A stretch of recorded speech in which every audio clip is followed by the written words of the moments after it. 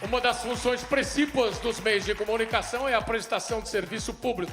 E, nesse caso, a gente tem trazido os médicos selecionados, conceituados, para trazer informação na linguagem mais acessível possível, sem o medicinês, e que todo mundo tem chance de fazer perguntas.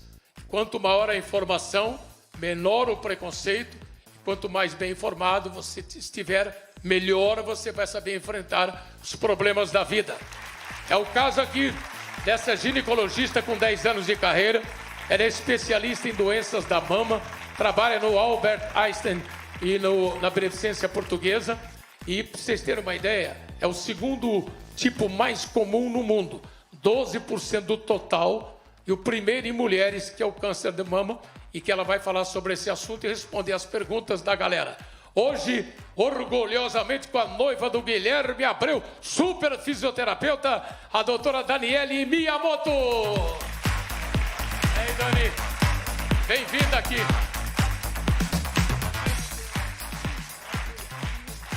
Por que você escolheu essa especialidade? Tua mãe e teu pai falaram pra você ser médica mesmo ou não? Tem médico na família? Não, não tenho. Eu acabei seguindo aí depois do cursinho, tudo direitinho, né? Daí me apaixonei pela área da saúde da mulher durante a faculdade na Unicamp. E lá a gente tinha muito contato com a área da mastologia em si. E aí acabei seguindo isso. Eu gosto muito de cuidar da mulher em todas as fases da vida, né? Então, desde... Tem muita coisa, né? Muita coisa, é. E a mama, por si só, assim, já é um mundo à parte. Tem muitos detalhes, muita informação. Então, e tá sempre tem notícias novas, pesquisas, sempre tem novidades. Tem que estar atualizado, participando de seminários, participando de congresso o tempo todo, não é isso? Exatamente. A doutora Daniele pode responder, então, a pergunta da Dona Maria, não é isso? Isso, Dona Maria Conceição. Dona Maria Conceição, explica para a doutora Daniele.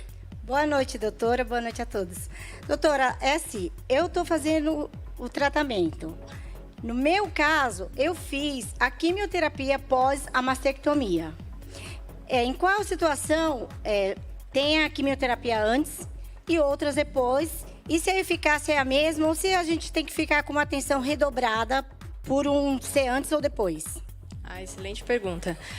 Então, Dona Maria, o que acontece é que, dependendo do tipo do tumor, do tamanho do tumor, na hora do diagnóstico, né, a idade dessa mulher, a proporção do tumor em relação à mama, em alguns casos a gente vai optar por fazer essa quimioterapia antes, né, até mesmo para ver a resposta do tumor na própria paciente. A gente, às vezes, muitas vezes a gente consegue diminuir o tumor a ponto de ele até sumir e fazer até uma cirurgia menor, né? Então, em alguns casos, a gente opta por inverter a ordem do tratamento.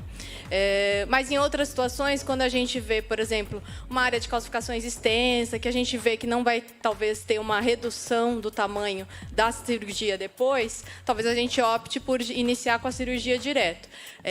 Caso é um caso. Cada caso é um caso, exatamente. É sempre assim, né? É bem individualizado o tratamento, aliás. Então, muitas mulheres, Olha às aí, vezes... a ilustração para a doutora Daniela explicar para a galera. Esse é um caso também que... aqui a gente vê que tem um nódulo grande ali na mama esquerda. Era uma mulher jovem, né? Que tinha feito o diagnóstico de um câncer de mama. Isso é importante destacar.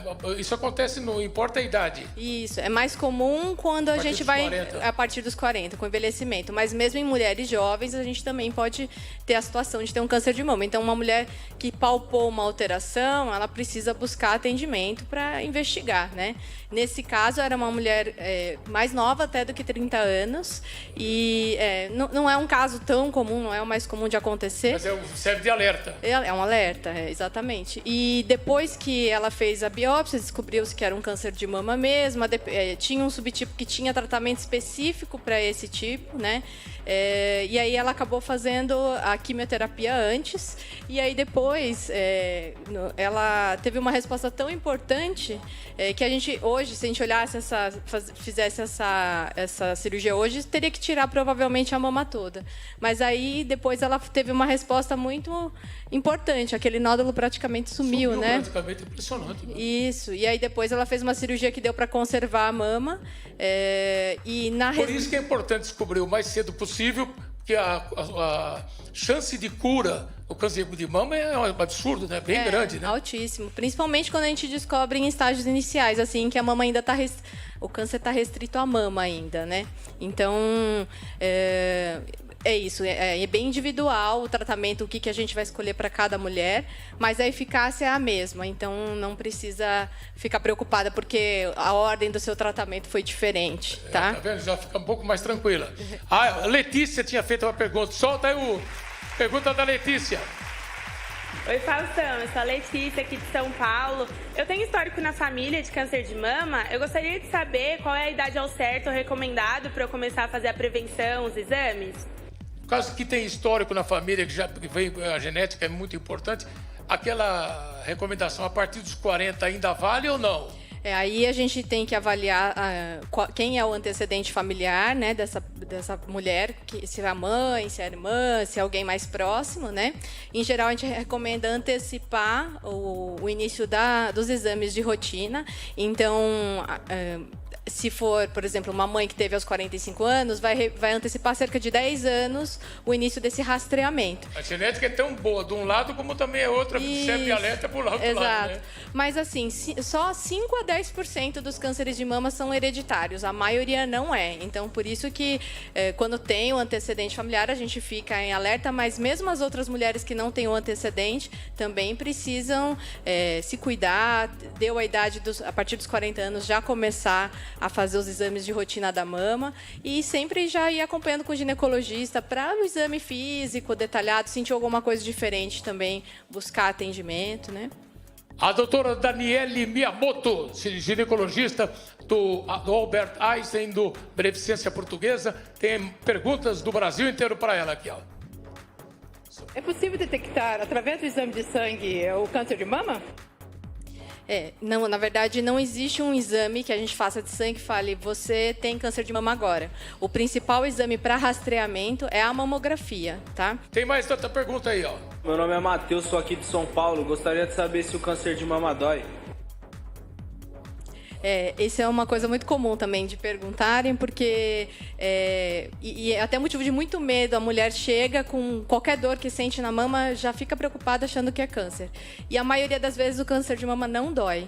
Ele só vai doer, às vezes, quando está numa localização mais próxima da pele, mais superficial. Então, mais um motivo para o alerta para que seja feito, no caso da mulher, a mamografia e o próprio autoexame. Autoexame ela pode fazer para autoconhecimento. Porque até para não sente nada e acha que não tem nada. E acha que não tem nada. Ela, não, tô bem. É comum a gente chegar e falar, nossa, mas doutora, eu não sinto nada. E tá lá, né? Às vezes são calcificações, coisas que nem palpáveis são também, né? Então, no exame de mamografia a gente vai identificar...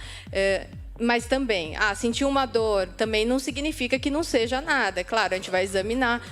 Existem, sim, tumores que vão doer, principalmente aqueles de maior volume, ou então que ficam perto da pele.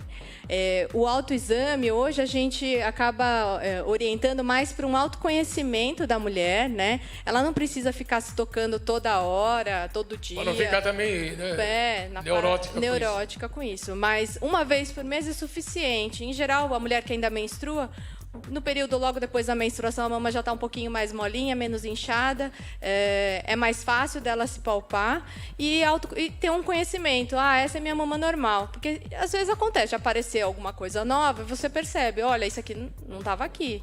Então, vamos antecipar os exames. Às vezes ela tinha ido no ginecologista há 6 meses atrás, sentiu alguma coisa nova, tem que antecipar, né? E aí a gente investiga. O mais importante é esse alerta da doutora Daniela, porque no Brasil eu já conhecia esse ditado da França, quem cherche trouve, ou seja, quem procura acha.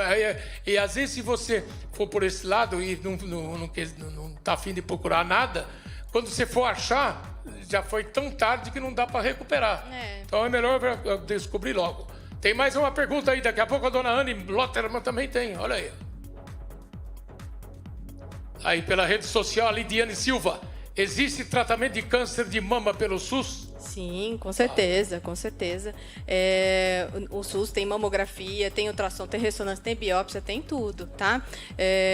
A paciente, quando sente alguma coisa diferente, ela busca o atendimento com o ginecologista no posto de saúde e de lá começa a investigação. No momento do diagnóstico, essa mulher vai ser encaminhada para um centro de referência com mastologista, oncologista, e aí sim, todo o tratamento ali é disponível. Quimioterapia, imunoterapia, todas as drogas que hoje a gente encontra. É claro, tem drogas de última geração, às vezes demora um pouco mais de tempo para chegar no SUS, mas o tratamento está disponível, sim. Dona Anne Lotebran. Doutora, quem usa prótese de silicone tem chance maior de ter câncer de mama?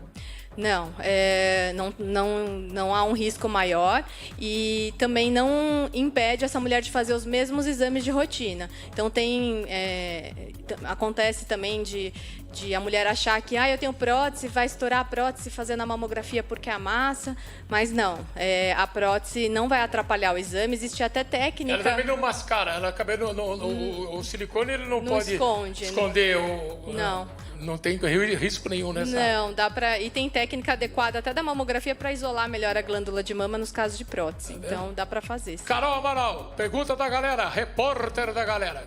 Oi, doutora, eu estou agora com a Maria do Socorro e ela também tem uma dúvida. Hoje é dia das Marias, foi a Maria Conceição, agora a Maria do Socorro. Maria Help. De Maria, Vamos lá, dona Maria Help. Boa noite, doutora. No início da minha menopausa, a minha ginecologista... ela me indicou, ela que sugeriu reposição hormonal. Eu não aceitei devido à lenda, não sei se é lenda, do câncer de mama. Eu gostaria de saber se reposição hormonal causa câncer de mama. Esse é um assunto delicado. Bem delicado, a reposição hormonal, a gente quando vai indicar... tem que avaliar essa mulher tanto pelos antecedentes familiares, tudo, mas também o que ela está sentindo, né? Às vezes os sintomas são tão intensos e aí a gente tem que pôr numa balança para decidir se vale a pena ou não a reposição hormonal. A reposição hormonal, de uma maneira geral, se ela for usada de maneira prolongada, pode sim aumentar o risco para câncer de mama, principalmente quando a maioria das mulheres ainda tem útero, né? E tem que usar a reposição combinada, né? De 2 hormônios. E esse tipo de reposição acaba, assim, depois de 5 anos, se usar, né, for prolongado o período, pode aumentar um risco. Então, teria, sim, que fazer um acompanhamento regular. A mulher em reposição hormonal sempre em acompanhamento. Então, é uma decisão em conjunto mesmo, viu, Maria, sobre se vale a pena ou não fazer, né? Mas se não tem sintomas nenhum, então não fazer não tem problema. Não teria tanto problema. Não tem sintomas, não tem... O principal, acho que é ter os hábitos de vida saudáveis. Tem algumas maneiras de fazer prevenção do risco cardiovascular, tudo isso que às vezes acaba mudando com a menopausa, né? Então, prática de atividade física, alimentação adequada, tudo. Não precisaria obrigatoriamente usar uma reposição hormonal. Doutora Daniele Miyamoto, falando aqui com a galera sobre a questão do câncer de mama, prevenções, tratamentos. Anticoncepcional agora, a gente falou de silicone. E anticoncepcional pode ajudar também, pode ajudar ou contribuir a mulher a ter o câncer de mama, doutora? Esse é outro assunto delicado também. Todo mundo, enfim, fala. Mas é uma ótima pergunta, porque existe essa polêmica, né, do anticoncepcional hormonal aumentar o risco. Os estudos ainda também sugerem que talvez um uso prolongado do anticoncepcional hormonal possa, sim, aumentar o risco, mas embora esse risco seja pequeno, tá? Muito menor do que outros fatores de risco aí que a gente poderia ver como obesidade e tudo mais. Mas também é isso. Precisa pôr na balança o quanto vale a pena, né? Uma gravidez indesejada, não existe outra opção, só tem essa opção, aí, né? Pelo que a doutora Daniela está falando, você tem que sempre estar se questionando. Por isso que é importante você estar bem informado. E tendo se questionando e colocando em discussão o teu caso, é muito mais proveitoso para você e muito mais chance de você encontrar o caminho com confiança, né? Porque senão acaba indo para um lado ou para o outro. Né? Não é simplesmente aceitar, eu tenho que fazer isso e só fazer. Eu acho que tem que perguntar, mas e os riscos de eu estar tomando, fazendo isso ou aquilo, né? Acho que quanto mais orientação a gente tiver, mais Mas a gente tem a questionar e a entender o quanto aquele tratamento vai ser bom ou não, né, para você. A ginecologista Daniele Miyamoto, do Hospital Albert Einstein, da Beneficência Portuguesa, atendendo aqui a galera e prestando essa informação para todo mundo. Informação que tem pergunta para a galera aqui. Solta aí. Oi, Faustão, eu sou a Tamires, aqui de São Paulo. Oi, Tamires. E eu tenho uma pergunta. Eu ouvi dizer que a mama só termina a se desenvolver depois de amamentar. Isso é verdade? Olha aí. É verdade? A Tamires está perguntando. O desenvolvimento completo dos lóbulos mamários é só mesmo depois da amamentação. Então, é claro, a mulher, depois que passa do desenvolvimento puberal, tudo, a mama já está formada, isso não vai mudar.